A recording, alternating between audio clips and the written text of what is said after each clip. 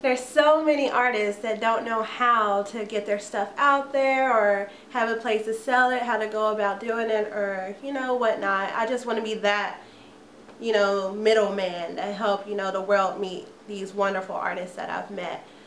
So why not do a project for it, right? So with that said, let you know a little bit about what I've done the past few weeks.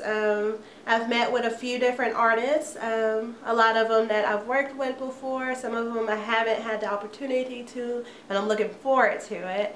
But these are amazing artists, very amazing in the Dallas area, and I went around and I did a few interviews just so you can have a little inside scoop on all the wonderful talent that's here in Dallas. Like, it's amazing, the people that are here in this city. Hopefully one day, I'm hoping to be able to travel to all major cities and, do the same thing that I've done in the past 3 years that I've been here, just network and, get to know these artists, get to know their work, get to know their stories, get to know why they do what they do. I'm hoping I can make, a career out of this. So here's a little teeny tiny taste of it. Thank God for this project because I've been wanting to do something like this for a very long time. But yeah, I hope y'all enjoy it. Be inspired. Reach out to these artists. I'm sure they would love it. And look out for their work because they're up and coming and they're doing big things here. So yeah, y'all enjoy. I woke up feeling super fantastic. You know I had to go and make a classic. This is for my peoples and vets and anyone who keep that real. If you know exactly how the struggle feel, you know the deal. Young dude got the city on his back. He ain't really got no swagger. He ain't really on the map. He don't do no dancing songs and he don't jig or none of that. He just do it big on tracks and keep his dreams intact, man. No slacking. Time for some action. I pass, I'm relaxing to bring you satisfaction. Some call it brilliant. I just call it rapping. Anything I gotta do to get your hands clapping. Young Criss Angel, I make magic. I could probably turn. My name is Rihanna Mack. I am an artist. I am a professional actor, and I'm just an all-around artist. Essentially, I've started a clothing brand called True Artist Brand Clothing, and the reason why I started that brand is because it's very personal to me. And what I've done as an artist, because I'm an actor, I do graphics on the side, I teach hip-hop, I've done makeup, I've modeled, all the things that I'm really good at. I tend to have made money at these things, and so those are all the things that encompass kind of who I am as a person too.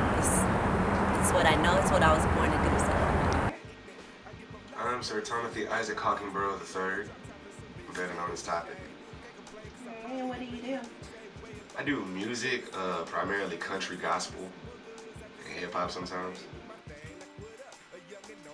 I'm Junebug, and I'm an illustrator and graphic designer, and the beard guy behind Fresh Coffee. What is Fresh Coffee? It's a clothing brand, and all the shirts smell like coffee. And it's pretty much a motivational brand to wake people up to go pursue their dreams with all their passions. I run it like Adolf Hitler.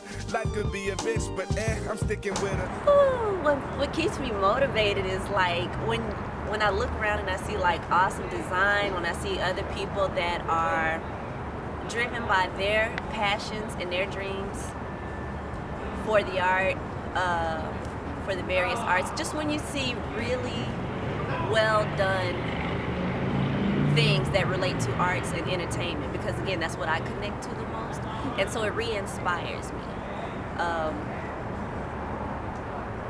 Yeah, beautiful things, beautiful people, positivity, good energy, all of that stuff. Junk food, weird everyday scenarios and stuff that other people do, and inspiration that I find in everyday life. Music, keeping an open ear, just the trials and tribulations of everyday life, and people I'm surrounded with. What inspires me as an artist, I think, or what motivates me as an artist is just seeing other people create and other people be creative. Just watching what they can come up with, and even though we're in the same field, maybe just watching the way their mind works versus the way my mind works, and seeing what they come up with maybe even the same given talents or the same given materials, just to see what they can come up with is a pretty inspiring thing for me. I'm not just a person that has to see visual art. I gain inspiration from conversations with friends. I gain inspiration listening to music, watching movies, watching TV shows, reading, just playing around on the internet, just any number of things. Like I said, I think everything, there's inspiration. If you look for it, there's inspiration all around us. I don't think that inspiration comes from any one place. I think it's divine. I think it's something that it can't come from us. It has to come from an outside source.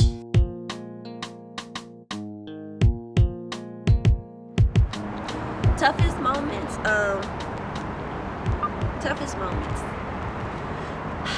Trying to do what you want to do with the resources that you have.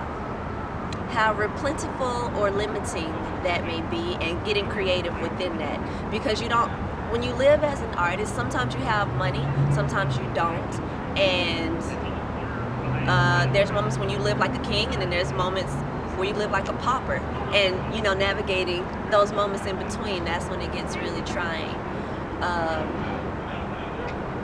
Yeah, because sometimes you have to figure out what you're going to eat the next day. Other times you're having sushi. Living it up. What? I would say my toughest moments artistically are the entire process. While I feel like the process of art is as important as the finished product, it is excruciating a lot of the times going through the process of painting. I personally hate sketching. I hate doing the sketch or the base work or the groundwork for every painting that I do. But I understand that it's necessary, and I understand its importance. Even though I don't like doing it, I appreciate and respect its importance.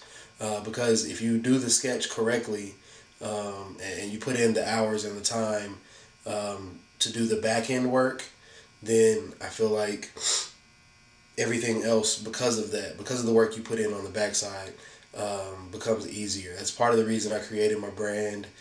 The back end work is just as important, if not more important, than the finished product. So I think, like I said, the most difficult thing for me is just forcing myself through that awkward stage and forcing myself through the stuff that I know I don't want to do to get to the more fun stuff. Toughest moments, I would say, would be getting to the point where you don't have to work a 9 to 5. It's not easy to get there, but once you get there, it's very rewarding. Coming from working a whole bunch of 9 to 5s and sitting throughout that entire work day knowing that's not what you want to do, and taking the risk of quitting multiple times and testing out, working for yourself, and having that not work out for the first couple times, and have to go back to the job and then quit again and go back until you get to that point where you have to make it doing what you do. It's very tough. For a while, I was sleeping on a friend's couch, and my computer setup was an old tower, and I had my monitor on it, and the keyboard was on the monitor, so I'm just like in a little corner in a room just making beats like these. It was poo-poo garbage. It was absolute garbage. But I made it work.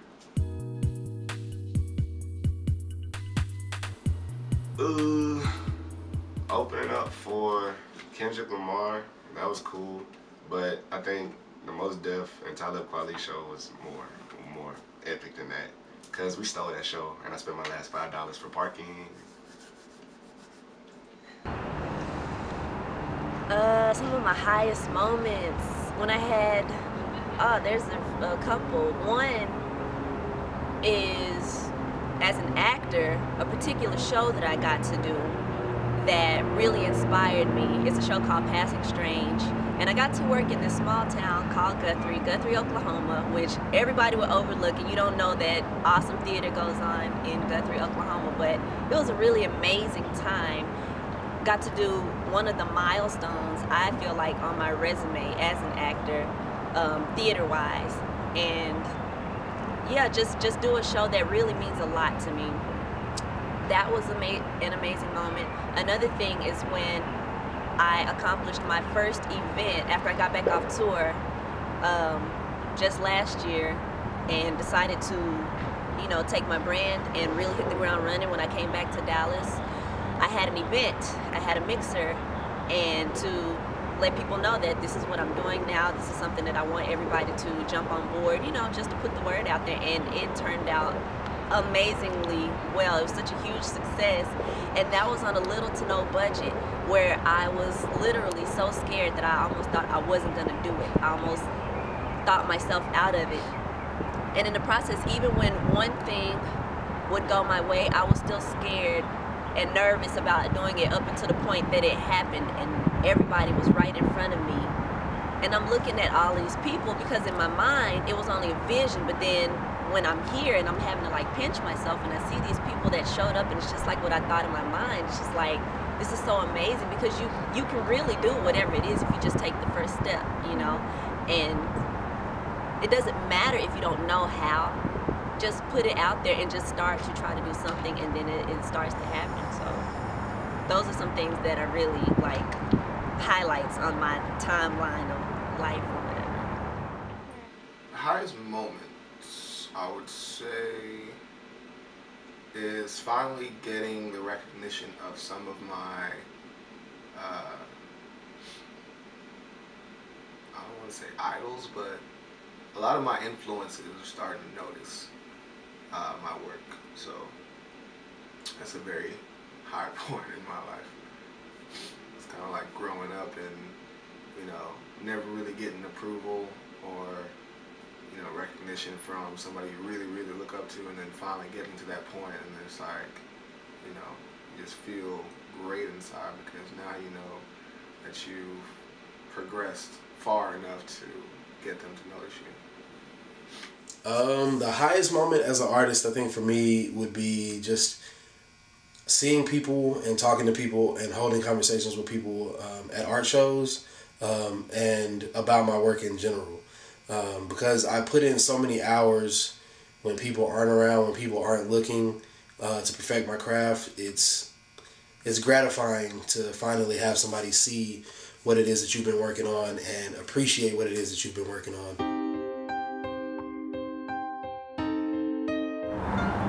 The encouragement that I would say is, again, to don't worry about not knowing.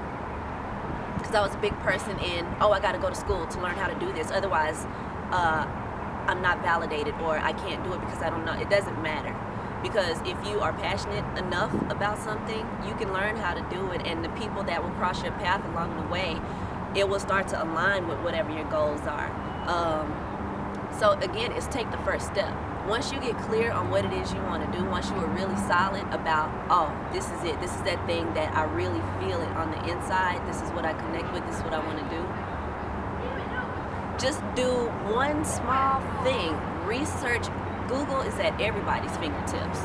So Google something about it, read something about it, talk to somebody about it, put it out there, and then do an action that will get you that much closer to whatever it is you're trying to do, and then other stuff will start to fall on top of that until you end up doing whatever it is. So I would say take the first step, do something. Create, but be sure to take time to reflect, because it's always crucial to see where you're coming from, and knowing where you're coming from, you can determine where you're trying to get to. So be sure to stop for a minute, look back, and be like, okay, cool, I could have did better there. And then look forward and be like, I'm going to do better there. Consistency, you gotta keep doing it no matter what, even if it's just a little bit, you know, a little drawing there or a little practice there goes a long way. And keeping an open mind to possibilities or potentials that are right in front of you. There's a lot of people that you meet and come into contact with that you may not realize can help you in some way or fashion later on in life. So it's kind of like you make that network last. You just, not even in the sense of like, oh man, I can use you later, but just making genuine friendships with people that you come into contact with, could definitely help you in the long run. And the other one I would say is observe. Observation is a very large part in how I've made it to where I am. It's not so much as, pushing all the time. It's more like, you observe the majority and then take what you have observed and put it, implicate it into different parts of your work. Just work harder than the person in your lane. Figure out what it is that you enjoy doing. Figure out what service it is that you offer, what ability is that you offer, and figure out how to do it better than everybody else in the same field. I feel like if you do that and just really, really, really hone your craft and really, really get good at what it is that you do, it sets you up for success. If you put in those hours, I read a book a while back called Outliers by Malcolm Gladwell that introduced a theory called the 10,000 hour theory, which pretty much says that if you spend 10,000 hours doing any one task, that you'll become an expert and guarantee yourself success in that field. And I live by that today. So everybody that I talk to that asks me, what encouragement or what tips I have for them is just put in the hours, man. Like when nobody else is looking, when nobody else knows what you're doing, when everybody else is out partying, when everybody else is, being lazy or doing whatever else they're doing, I make it a point to put in those hours. If there's never a time where I'm not doing something, because just being lazy and being complacent is the exact opposite of what you're trying to do in terms of making it. So, like I said, I just put in those hours, do your due diligence, and everything else will fall into place.